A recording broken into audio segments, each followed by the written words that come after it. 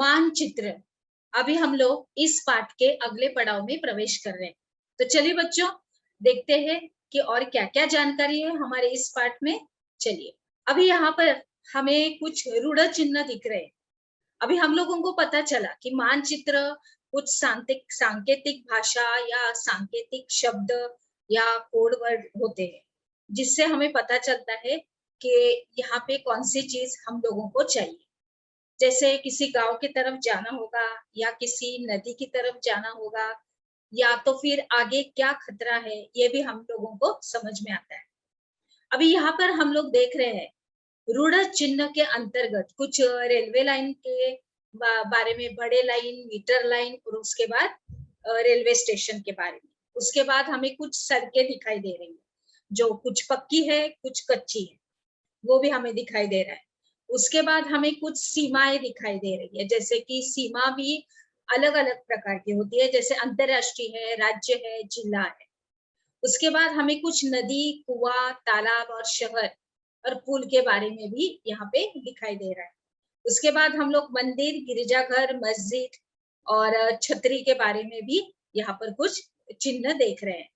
उसके बाद आया है पोस्ट ऑफिस, उसके बाद पोस्ट टेलीग्राफ, उसके बाद पुलिस स्टेशन, ये सब कुछ यहाँ पे है। उसके बाद है बस्ती और कब्रिस्तान, और आगे है पेड़ और घास। उसके ये कुछ सांकेतिक हमें चित्र दिखाई दे रहे हैं। जैसे हम लोग देखते हैं कि रेलवे लाइन में बड़ी लाइन, मीटर की लाइन हमें यहाँ पे दिखाई दे रही है। उसके बाद जो सड़कें हैं वो कुछ ऐसे रेशा है जो मतलब एक रेशा के अंतर्गत उसके बाद थोड़ी जगह छोड़ी है, उसके बाद दूसरी लाइन खींची गई है। और इस तरह से जैसे हम लोग रिक्त स्थानों की पूर्ति करो, उस तरह से जो रास्ता है वो कच्चा रास्ता है, और पूरी एक सड़क के पूरी ऐसी रेशी बना दी है, वो पक्की रास्ता है। उसके बाद हम लोग देखते हैं कि अंतरराष्ट्रीय साझा जिले की, उसके बाद राज्य के कैसी सीमाएं रहती है, यानी हद रहती है, यानी बॉर्डर्स, उसके बारे में। उसके बाद हम लोगों को यहाँ पे नदी का भी दिख रहा है, कुआं गोल दिख रहा है, तालाब के बारे में दिख रहा है, उसके बाद नहर के बारे में दिख रहा है, और फिर पुल के ऊपर से किस तरह से जाना है वो भी दिखाई दे रहा है। मंदिर, गिरजाघर हम लोग तो देख ही रहे। तो इस तरह से रहता है ये रूढ़ चिन्ह। इसके अंतर्गत हम लोगों ने देखा, देखो पेड़ और घास का ऐसा चित्र बनाया है। घास यानी हरे कलर रंग का है, जो जमीन के अंदर ऐसे थोड़ा थोड़ा थोड़ा थोड़ा दिखाई दे रहा है। और पेड़ यानी गोल ग्रीन कलर का, और उसके नीचे पेड़ का चित्र ऐसे, मतलब बड़ा सा पेड़, उसके ऊपर पंछी, फल, पौधे सब कुछ दिखाई देता है। एक चिन्ह के द्वारा हमें ये सब कुछ चीजें दिखाई देती है इसमें। और इस तरह से मानचित्र हमारे लिए बहुत ही उपयोगी है, क्योंकि कोई भी चीज हमें चाहिए या तो फिर हमें यहाँ से वहां जाना है, तो इन सारी चीजों को हमें ध्यान रखते हुए आगे जाना है। आगे देखते हैं कि विभिन्न रंगों का उपयोग भी इसी उद्देश्य से किया जाता है। जैसे कि अगर हम लोग उदाहरण के तौर पर लेंगे, तो अगर पानी दिखाना होगा तो नीले रंग का उधर इस्तेमाल होता है, और उसमें जलाशय रहता है। उसके बाद अगर पर्वत दिखाना होगा तो उसमें भूरे कलर का, यानी ब्राउन कलर का इस्तेमाल किया जाता है। उसके बाद अगर पठार दिखाई देना चाहते हैं हम लोगों को मानचित्र के अंदर, तो उसको पीला रंग देते हैं।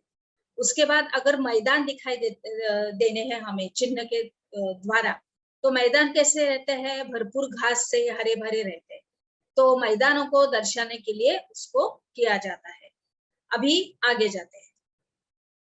अभी यहाँ पर हम लोगों को सब कुछ समझ में आया। उसके पहले हम लोग थोड़ा सा यहाँ पे भी देखेंगे कि यहाँ पे हम लोगों को क्या क्या दिखाई देता है। कुछ झाड़ यानी वृक्ष दिखाई दे रहे हैं, कुछ नदी दिखाई दे रहे हैं, तो नदी का पानी हमें नीले रंग में दिखाई दे रहा है।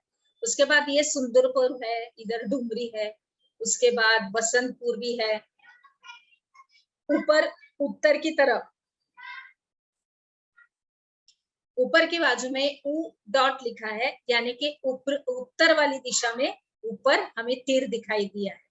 और यहाँ पे चर्च भी है, मंदिर भी दिखाई दे रहा है, और सब कुछ हमें साफ साफ दिखाई दे रहा है इसमें कि किस तरह से हम लोगों को नकाशा बनाया जाता है। इसमें एक रेलवे लाइन का गाड़ी भी है। मतलब इसका मतलब है कि सभी चीजें इसके अंदर हमें दिखाई दे रही है। आगे बढ़ते हैं इसके साथ ही कि रेखा चित्र एक आरेखन है जो पैमाने पर आधारित न होकर याददाश्त और स्थानीय प्रेक्षण पर आधारित होता है। लेकिन कभी-कभी क्या होता है कि किसी क्षेत्र के एक कच्चे आरेखन की आवश्यकता वहां के एक स्थान को दूसरे स्थान के सापेक्ष दिखाने के लिए होती है। तो वहां पे क्या-क्या होता है कि अगर हम लोगों ने ये मान लिया, हम लोगों ने ये ज्ञात किया कि चलो अ, हमें अपने मित्र के घर हम लोग जाना चाहते हैं, लेकिन हमें ये रास्ता की जानकारी नहीं है। लेकिन फिर भी हमें अपना आपका जो मित्र है, हमारा जो मित्र है, अपने घर के रास्ते को बताने के लिए एक कच्चा आरेखन बना सकता है। जैसे कि उदाहरण के तौर पर अगर किसी के घर पे जाना हो और वहाँ का रास्ता हमें मालूम नहीं है, तो फिर हम लोग सामने वाले से पूछ सकते हैं कि भाई तुम्हारे घर के आसपास क्या है? अस्पताल है, या तो फिर बड़ी पाठशाला है, या तो कोई उपाहार गृह है, यानी कि होटल है, या तो फिर बस स्टॉप है, या तो फिर नजदीक से हम लोग जाए तो कोई बैंक है, मतलब वगैरह वगैरह। इस तरह से हम लोग पता करके वहां पे आसपास में क्या क्या है ये जानकारी लेके वहां पर हम लोग पहुंच सकते हैं। और इस प्रकार का एक कच्चे आरेख को बिना पैमाने की सहायता से खींचा जाता है, उस या तथा इसे रेखा चित्र या तो फिर मानचित्र कहा जाता है। और इस तरह से ये है। तो अभी आप लोगों को मुझे लगता है कि ये मानचित्र के बारे में सही और पक्का मालूम हो गया होगा कि अगर मैं पूछूंगी कि मेरे विद्यार्थियों का एक्स वाई जेड कोई भी होगा, आप लोग मुझे देख रहे हैं, मुझे आपके घर पे आना है, तो मुझे किस तरह से आना है? मुझे रेलवे से आना है, लोकल से आना है, या तो फिर रास्ते में से कौन सी जगह से आना है? तो उसका आरेखन भी आप लोग हमें मतलब हमें दे सकते हैं, अपनी टीचर लोगों को, अपने किसी भी रिश्तेदार को, कि उनको आपके घर का पता नहीं मालूम और उनको आपके घर पे आना है। तो इस तरह से आप रेखा चित्र बना के आपके जो संबंधित व्यक्ति है उसको आप लोग दे सकते हैं, और उसी द्वारा हम या तो फिर रिश्तेदार या तो फिर कोई दोस्त आपके पास पहुंच सकते हैं। चलिए आगे बढ़ते हैं। खाका।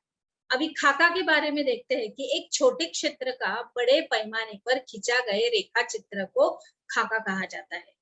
अभी ये बड़े पैमाने पर यानी कि क्या है?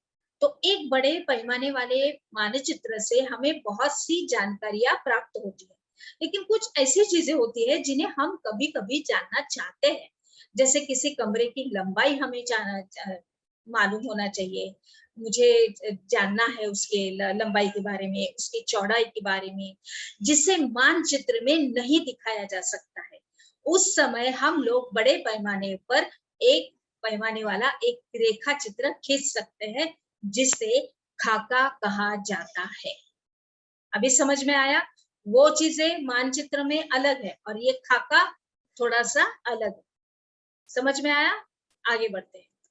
हमने क्या सीखा? इसके अंतर्गत आपको खाका किसे कहा जाता है और रेखा चित्र, मानचित्र किसे कहते हैं? इन दोनों प्रश्नों के उत्तर आपको अपनी किताब में लिखना है। और बच्चों, अभी हम लोग अपने अगले पड़ाव में प्रवेश करते हैं। तो चलिए।